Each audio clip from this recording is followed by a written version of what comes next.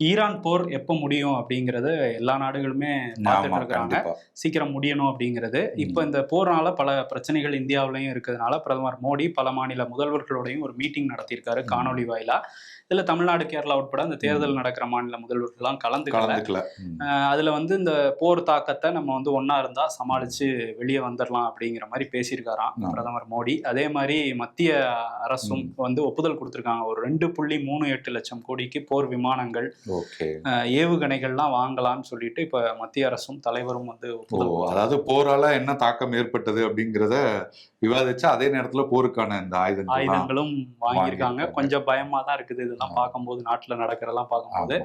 இதுக்கு வந்து இப்ப இன்னொரு விஷயம் என்னன்னா, போரால லாக்டவுன் வரப்போகுது. நிறைய பேர் சாதாரணமா டீ கடையெல்லாம் பேசிட்டு இருக்காங்க, ஜி சொல்லிட்டாரு அவ்வளவுதான் லாக்டவுன்லாம் வரப்போகுதுங்க. அப்படிலாம் எதுவும் கிடையாது. அது வதந்திங்கிற மாதிரி தான் மத்திய அரசு டீல் பண்றாங்க. ரொம்ப பேனிக் ஆக வேணாம், அப்படிலாம் வந்து லாக்டவுன்லாம் போகாது அது வரையும் அப்படிங்கிறத இப்ப மத்திய அரசு தரப்புல சொல்லியிருக்காங்க. அதே நேரத்துல இப்ப பிரதமர் மோடி தான் உலகத்திலேயே ரொம்ப பாப்புலரான தலைவர் அப்படின்னு மார்னிங் கன்சல்ட் அப்படிங்கிற ஒரு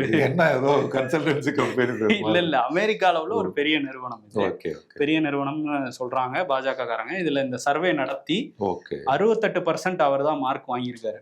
ட்ரம்ப் கோச்சுக்க போறாரு. ட்ரம்ப் கோச்சுக்கிட்டு ஏதாவது வரிகிரியே போட்டுற போறாரு. ஏன்னா அவருக்கு கொடுத்துருக்கிறது 68 போடுறீங்களா, 68 இல்ல, அவருக்கு அதுல பாதி தான் கொடுத்துருக்காங்க, 39% தான் வேற கொடுத்துருக்காங்க. இன்னும் கோவமாயிருவாரு.